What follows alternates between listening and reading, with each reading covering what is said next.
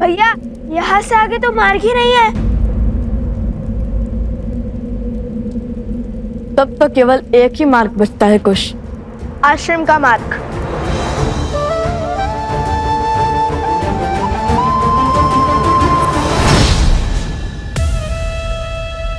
कुश, यदि माता सीता आश्रम में ही है तो फिर ये दोनों क्या बात कर रहे?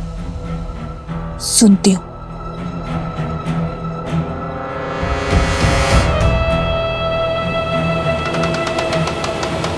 हो सकता है कि माता सीता भेष बदलकर आश्रम में ही रह रही हो और हमें ज्ञात ना हो। तो हमें ज्ञात कैसे नहीं होगा कुश? हो सकता है वो हमारे पास ही हो और हम उन्हें पहचान ना पाए हो। यदि वो आश्रम में ही है तो उन्हें कैसे खोजेंगे हम? माता सीता, माता सीता, माता सीता, माता सीता, माता सीता, माता सीता।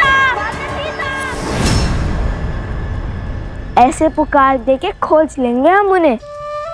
और इतनी करुण पुकार सुनकर शांत थोड़ी ना बैठेंगी वो। अच्छा, तुम्हें क्या लगता है तुम उन्हें पुकार दोगे और वे आ जाएंगी? तो कोई खेल थोड़ी है कुश। खेल तो अब मैं खेलूंगी, क्योंकि मेरी विजय का मार्ग तुम दोनों की मार्ग से मिलेगा अब।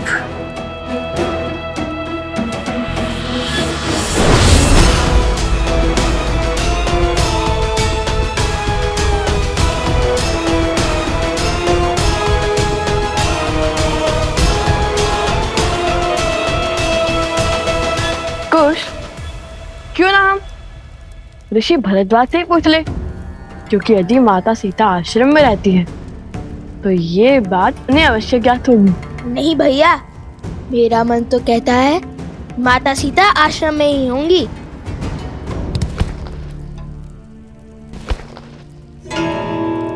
ये फल कहाँ से आ रहे हैं?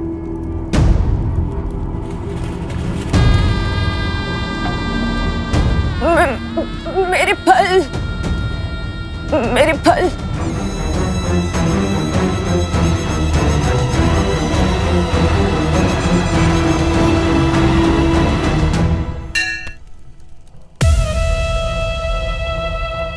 ये लीजिए आपके फल। धन्यवाद ऋषि कुमारों। ईश्वर तुम्हारी सारी इच्छा पूर्ण करे। लाइए, अपनी टोकरी आगे कीजिए।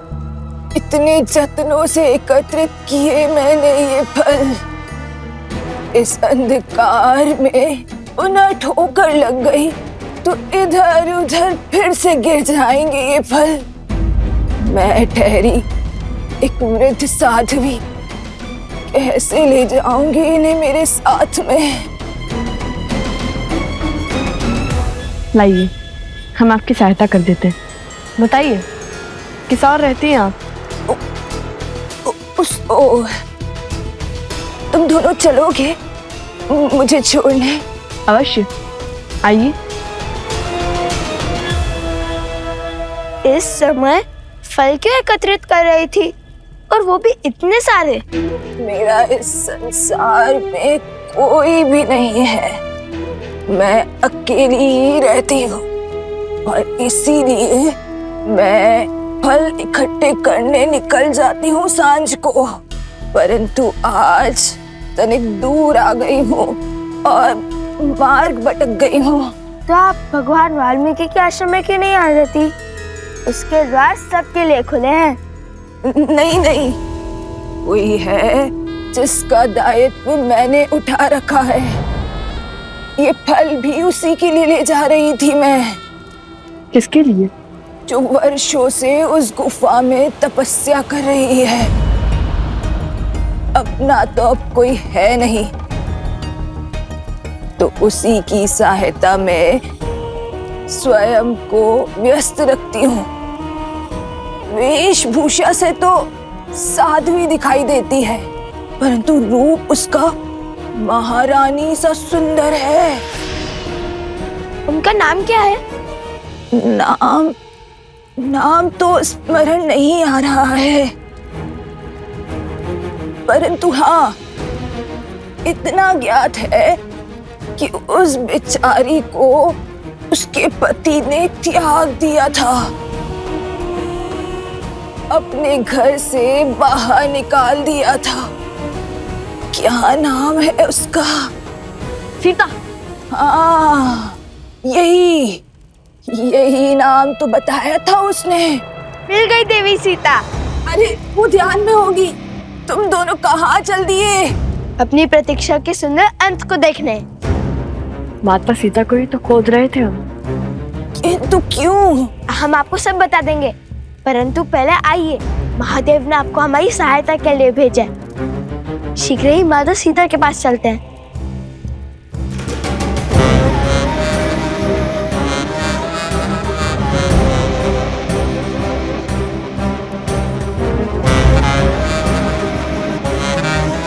बस यही, इसी गुफा में है वो देवी सीता।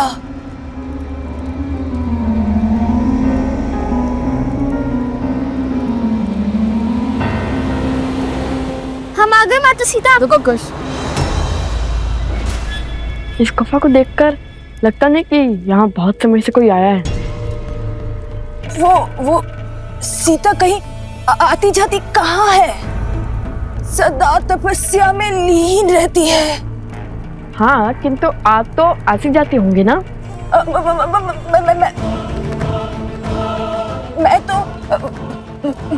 तो वृद्ध हो गई हूँ ना, तो बस कभी कभी।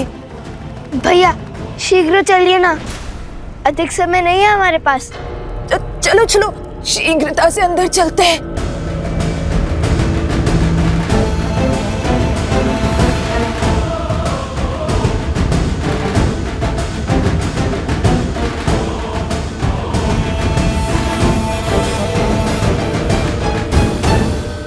बस अब मैं और नहीं चल पाऊंगी। थोड़ी सी श्वास ले लो। तुम दोनों आगे जाकर बाएं मुड़कर आगे चले जाना, और फिर तुम गुफा के केंद्र तक पहुंच जाओगे।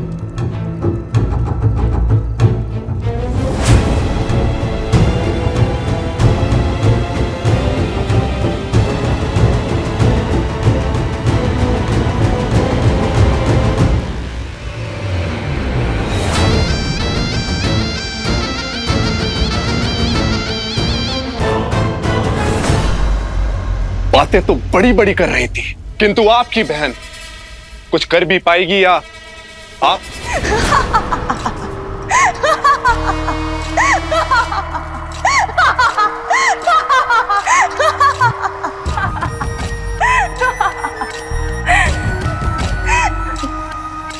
विश्वास नहीं हो रहा होगा ना कि जो कार्य वर्षों से दो महाराक्षस नहीं कर पाए, वो कार्य एक स्त्री कर पाएगी। परंतु अब विश्वास होगा जब शूर्पणखा की गति और मति के समक्ष शीश झुकाएंगे आप लोग।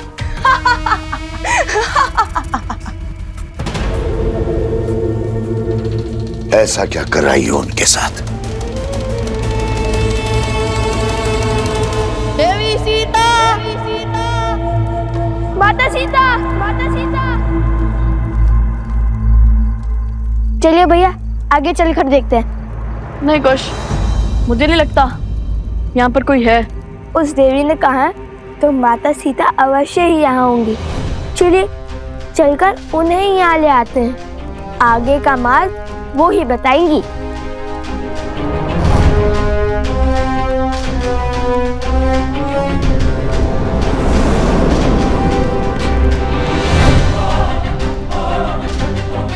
कहाँ गई वो?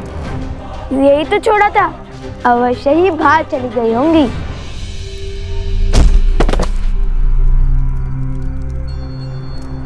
माता भीतर आइए। माता,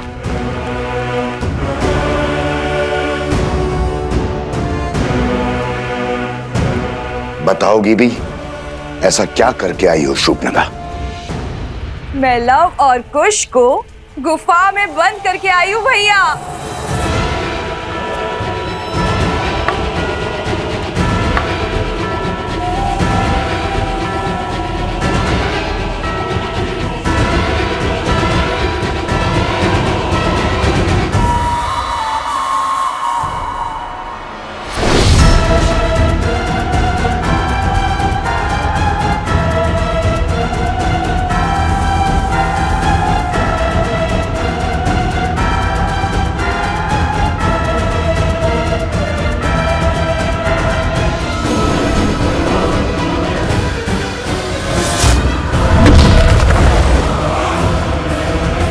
वो दोनों मूर्ख बालक गुफा में बंद हो चुके हैं।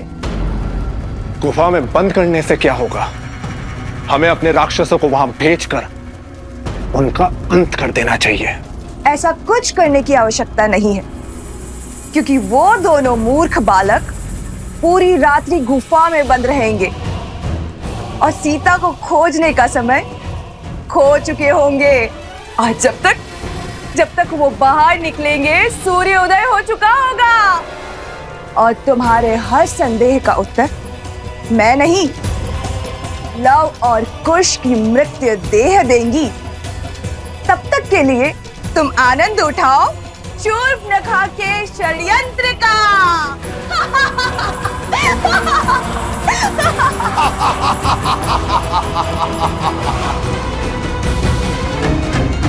ये क्या हो गया? हुआ नहीं है, किया है। वो कोई साथ भी नहीं थी, माया भी थी। मुझे पहले ही समझ जाना चाहिए था। शीघ्र ही दिन हो जाएगा भैया, हम जीवन के इतने बड़े लक्ष्य से चूक जाएंगे। अब श्री राम को, संसार को, अपने आप को क्या मुख दिखाएंगे कि माता सीता से भी मिल ना सके।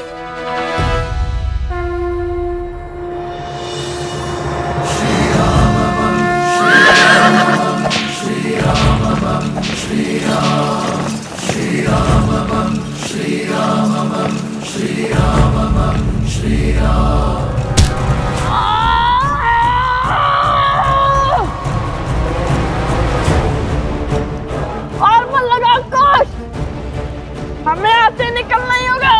और मन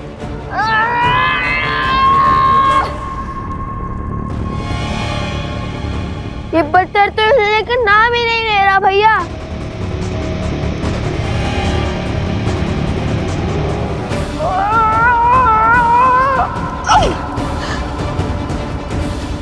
यदि हम वहां नहीं पहुंचे तो अश्वमेध यज्ञ के अश्व का क्या होगा? श्री राम को लगेगा कि हमने हार मान ली है।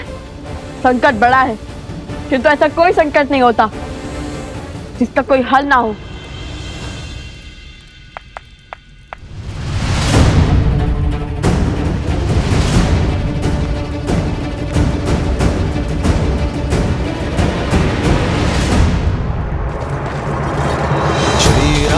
चंद्र कृपालु भजु मन हरण भव भय दारुणम पटपीत मानहु तड़ित रुचि सुचि नौमि जनक सुतावरम। श्री प्रणाम प्रभु। श्री राम राम राम श्री राम। लवकुश कहाँ है? लगता है उन्होंने अपनी माता को सत्य बता दिया है और उनकी माता ने उन्हें समझा दिया है। ईश्वर करे यही हुआ हो प्रभु। आर्य सुमंत, अश्वमेध यज्ञ के अश्व पे अपना अधिकार कीजिए और मेरे हनुमान को बंधन मुक्त कीजिए। अब अश्वमेध यज्ञ पूर्ण करने की दिशा में आगे बढ़ते हैं। रुकिए,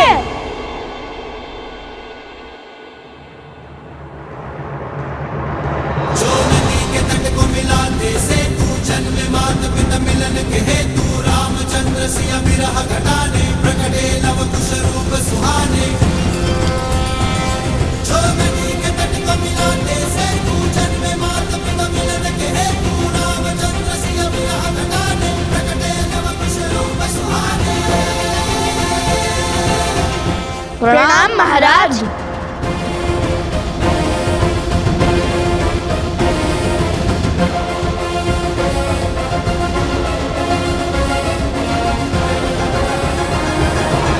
प्रणाम करके दंड से नहीं बच पाओगे तुम दोनों। बहुत विलंब कर दिया आने में तुम दोनों ने। ये विचार कर रहे थे कि युद्ध में जाए या नहीं।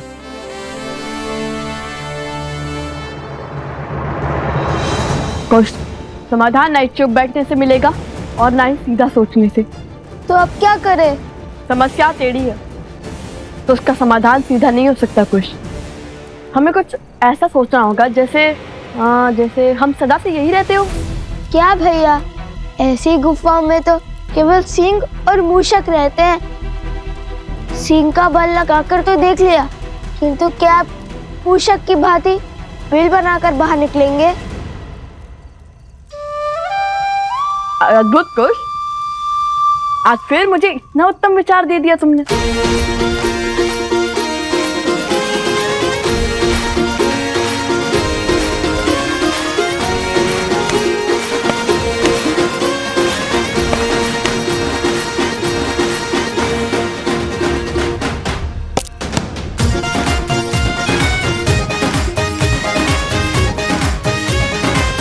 अरे भैया, भूमि के नीचे खोदने से तो 3-4 अश्वमेध यज्ञ संपूर्ण होने के बाद ही बाहर निकलेंगे।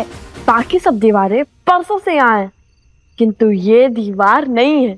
यदि हम इसके नीचे मिट्टी खोदेंगे तो ये ऊपर के पत्थर नीचे गिर जाएंगे, तो ये और नीचे जाएगा, जिसके कारण ये ऊपर के पत्थर नीचे आ जाएंगे।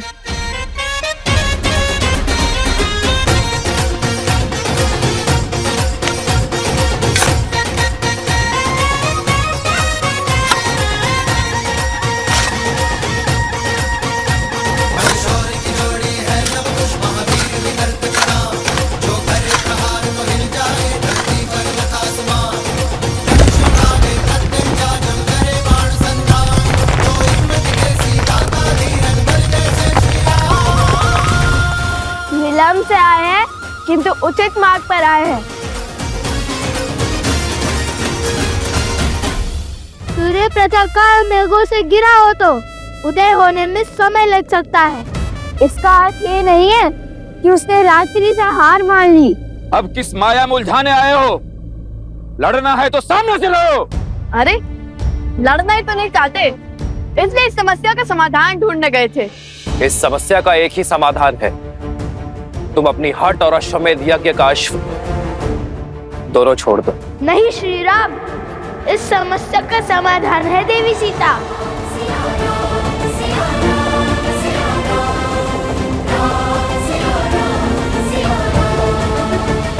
हम उन्हें खोजने गए थे, पूरी रात्रि खोजा, किंतु हम उन्हें खोज ही नहीं पाए।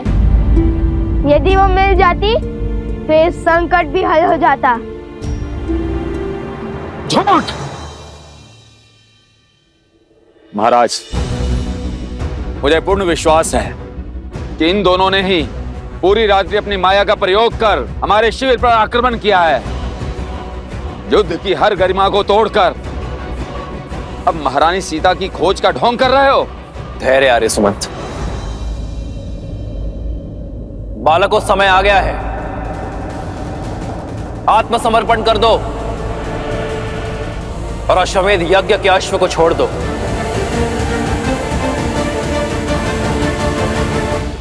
आर्य सुमंत, अश्व को लेकर चलिए।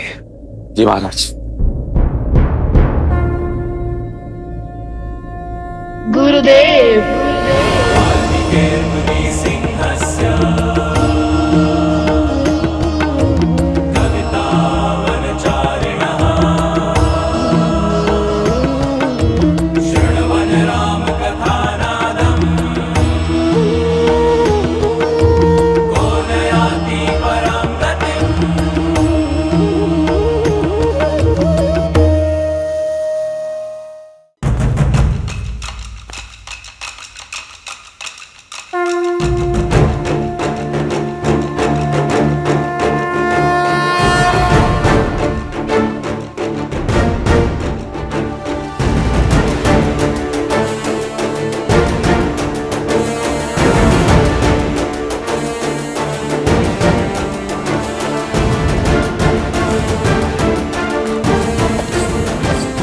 रुकिए महाराज।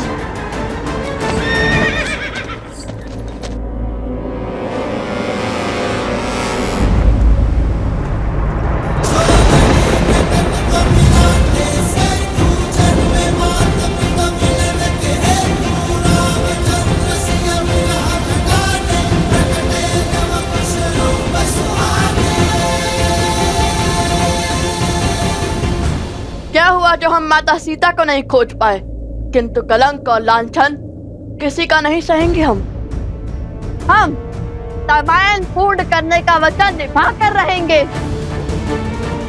अपना प्रण पूर्ण करने के लिए, अपना प्राण देने के लिए सज है हम आपसे युद्ध अवश्य करेंगे श्री राम। अश्वमेध यज्ञ को बिना माता सीता के पूर्ण नहीं होने देंगे। बालकों, युद्ध की आवश्यकता नहीं थी, किंतु तुम्हारे वचन का मान रखना मेरा कर्तव्य है। यदि तुम्हारी यही इच्छा है तो ये राम भी सज्ज है। धर्म का है ये कैसा बंधन, तोड़ सके नर ना नारायण।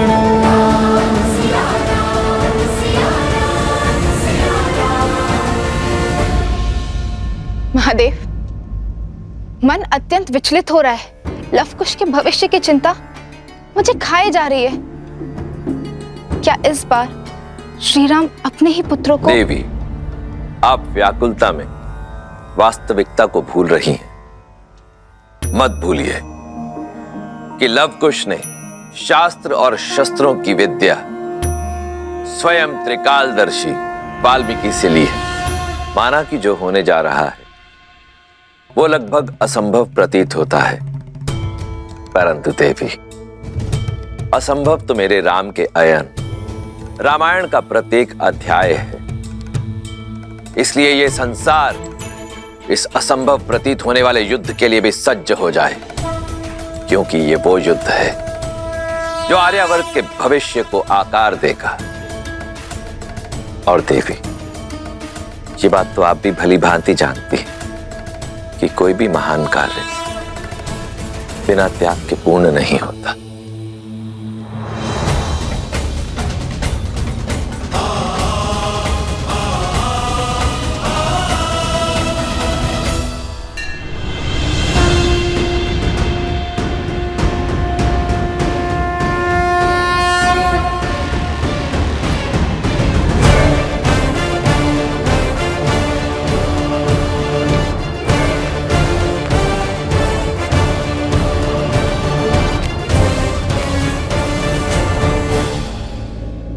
सुमंत जी, हमने चुनौती स्वीकार कर संसार के सबसे सुंदर गाथा की अपूर्णता को ललकारा है। रामायण को पूर्ण करने का बीड़ा उठाया है।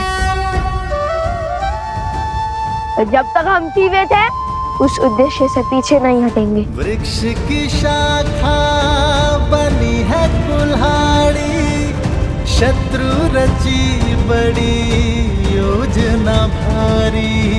सिंह हुआ सिंह रक्त का प्यासा, शत्रु ने फेंका कैसा पासा। सरल नहीं कर्तव्य का पालन, ज्ञान यही देती रामायण। पिता चाहे रघुकुल का मान, सूत चाहे सीता सम्मान। भावों का ये है विचित्र संग्राम, जाने न सीता जाने न राम। प्रभु, आज तक आपके कही हर बात का अनुसरण किया है मैंने, बिना प्रश्न किए आपका आदेश माना है। इस संसार में ऐसा कोई बल नहीं जो मुझे आपके विरुद्ध करने का छल कर सके। किंतु आज अयोध्या का मान, हमारे ध्वज का सम्मान दांव पर लगा है, जिसकी रक्षा करने का दायित्व आपके पिता महाराज दशरथ ने मुझे भी सौंपा था। प्रभु, आप साधारण नहीं हैं और ये सत्य को हम सब जानते हैं। जिसके हृदय में इतनी उदारता हो, इतनी दया हो, जो मंथरा, रावण जैसे पापियों को क्षमा करने का साहस रखे, उन्हें भी अंतिम अवसर थे, वो साधारण हो भी कैसे सकते हैं। परंतु प्रभु, ये दोनों अफसरों की क्षमा की हर सीमा को लांघ चुके हैं। इनका अंत ही न्याय होगा। आप बार बार इन्हें अवसर का उपहार दे रहे हैं। कहीं उनके कारण भारतवर्ष अयोध्या की शक्ति को कम आंकने की भूल ना कर बैठे। संसार में यह संदेश ना चला जाए कि अयोध्या पर आक्रमण करना बहुत सरल है, क्योंकि महाराज श्री राम के भीतर करुणा का सागर है। जो शक्तियां कौशल के धर्म प्रचार को रोकने में जुटी है, कहीं वो इस भ्रम में ना पड़ जाए कि आप अपने शत्रु को बार बार अवसर देते हैं। अयोध्या चट्टान से भी प्रबल है। एक चोट में कोई हानि नहीं होती, किंतु बार बार जब उसी स्थान पर चोट पड़े तो उसका टूटना स्वाभाविक ही है। नीति शास्त्र भी तो यही कहता है प्रभु, शत्रु को केवल एक बार सुधरने का अवसर मिलना चाहिए, और ये दोनों वो अवसर गवा बैठे हैं। इनकी मृत्यु ही संसार के लिए उदाहरण बनेगी।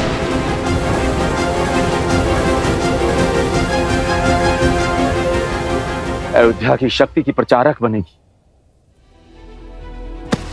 यदि मेरी भक्ति अयोध्या के लिए सत्य है, आज आप उस सुमंत की बात नहीं टालेंगे जिसने आपके जन्म से लेकर अब तक आपकी उपस्थिति को उत्सव की भांति मनाया, जिसने खेल में ही नहीं प्रशिक्षण में भी आपका साथ दिया है, जिसने भारी मन से आपको वन गमन के लिए विदा किया था। आज आपके भाइयों और मित्रों की जो दशा है, उसके कारण ये दोनों ही हैं। अंत कीजिए इनका और जगाइए उनको उनकी मूर्छा से।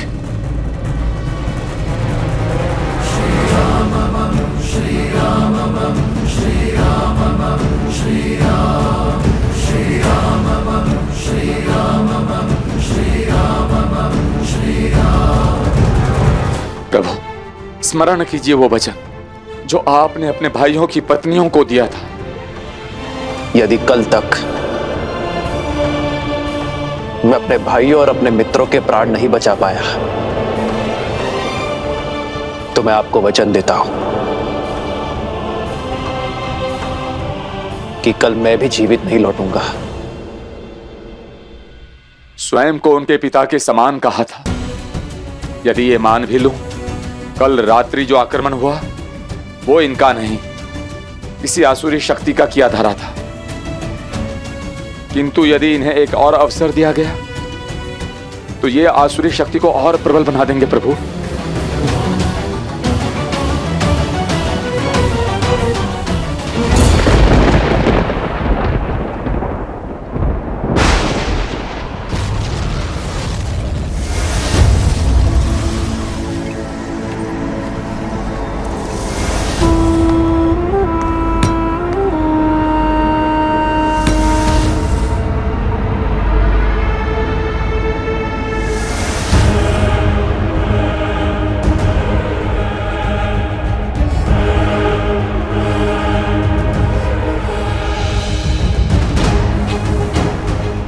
शत्रु पर तब प्रहार करो जब उसका बल और संबल टूटा हुआ हो। यह युद्ध की सबसे उत्तम नीति है। जब राम अपने पुत्रों को मारेगा तब वो टूट जाएगा, और तब हम उसकी संतान रूपी अयोध्या पर वार करेंगे। उन्हें संभलने का समय ही नहीं देंगे।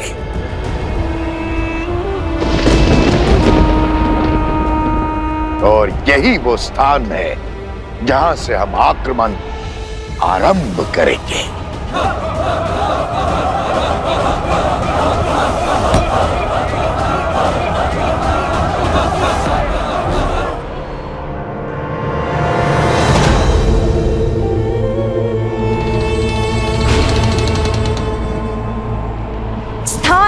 बड़ा ही उत्तम चुना है आपने भैया। अब हमारे सहस्त्र राक्षसों की सेना अयोध्या का चिन्ह, राम राज्य का स्वप्न सब धराशाही कर देगी। बस अब पिता और पुत्रों में युद्ध शीघ्र ही आरंभ हो जाए। जीते चाहे कोई भी, विजयी तो हम ही होंगे। बस अब इस युद्ध में कोई बाधा ना बने। प्रभु, निर्णय की डोर आपने थाम रखी है। यदि आज अपने ही पुत्रों की मृत्यु का कलंक आप पर लगा, तो भगवान का ये भक्त प्रभु चुप नहीं बैठेगा।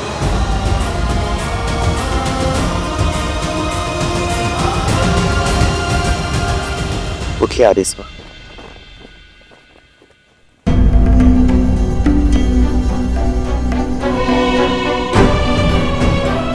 यदि लव और कुश को अंत करने के पश्चात प्रभु को सत्य का ज्ञान हुआ, तो प्रभु स्वयं को कभी क्षमा नहीं कर पाएंगे। हे भगवान वाल्मीकि, आप मुझे क्षमा कर दीजिए। मैंने आपको वचन दिया था कि ये सत्य अपने मुख से मैं कभी नहीं निकालूंगा, किंतु यदि आज मैं मौन रहा तो ये मेरे प्रभु के साथ विश्वासघात होगा, संसार का सबसे बड़ा पाप होगा।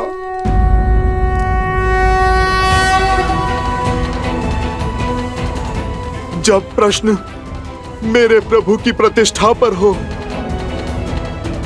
तब ये हनुमान हर वचन, हर सौगंध, हर संबंध से परे है। समय आ गया है कि मैं वचन की बेड़ियां तोड़ मेरे प्रभु को सब सत्य बता दूं। उन्हें कौशल राज्य के आने वाले कल से प्रभु को मिलवा दूं। ये देखिए भैया,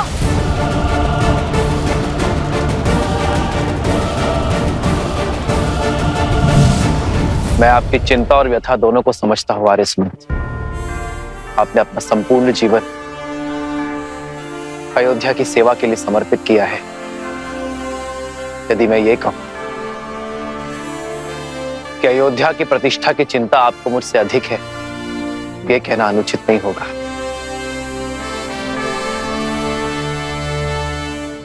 इन बालकों को इनके किए का दंड अवश्य मिलेगा। श्री राम श्री राम श्री राम। इनकी कथा अयोध्या को कलंकित नहीं करेगी आर्यसमंत। श्री राम, उठाइए अपना धनुष और कर दीजिए सुमंत जी की इच्छा पूर्ण। कर दीजिए लवकुश का अंत।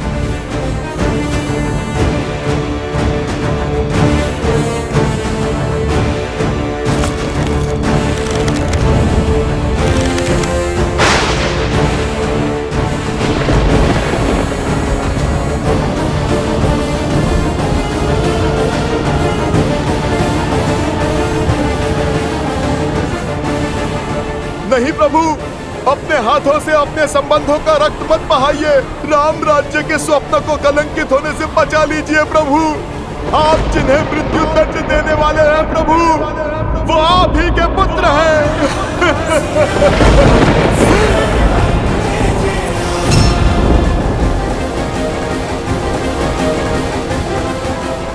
नहीं, ये नहीं हो सकता।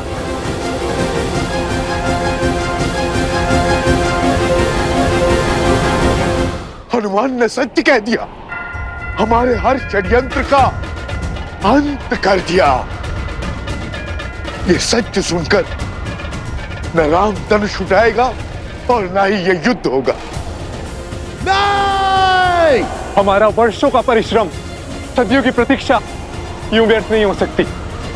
कुछ कीजिए महाराज।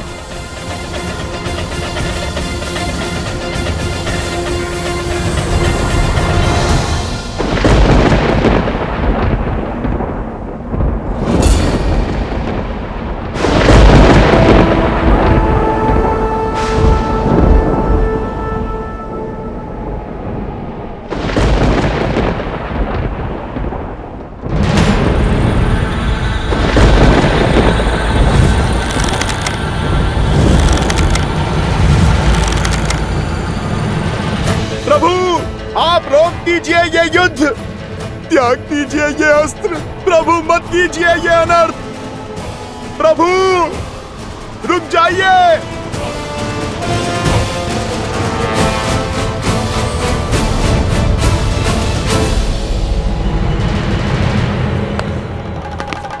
अब तक राम ने धनुष छोड़ अपने पुत्रों को हृदय से नहीं लगाया, अपने रक्त को नहीं पुकारा। इसका अर्थ स्पष्ट है, हनुमान की ध्वनि राम तक नहीं पहुंच रही है।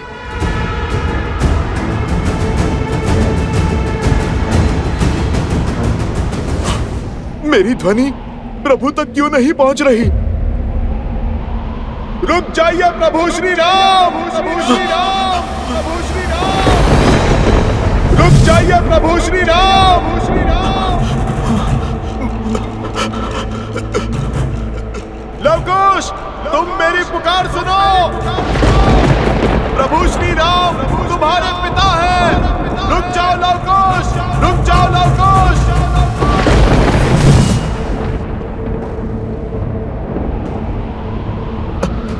ये क्या हो रहा है?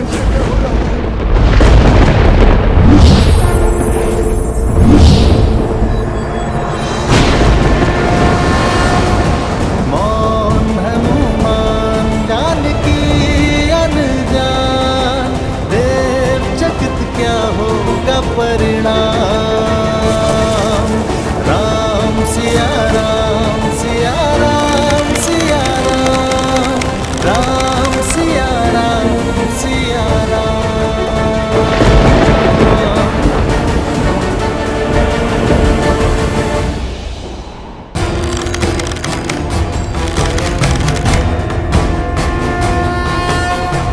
अफसरों की बेला का अंत हुआ बालकों, अब उद्दंडता के दंड की बारी है। शस्त्र चलाइए महाराज, आज यात्रा रामायण से पूर्ण होगी। यह हमारी जीवन यात्रा, आपके हाथों से मृत्यु को प्राप्त हुए भी तो हमारा जीवन तो धन्य हो जाएगा ना श्री राम। नहीं प्रभु नहीं,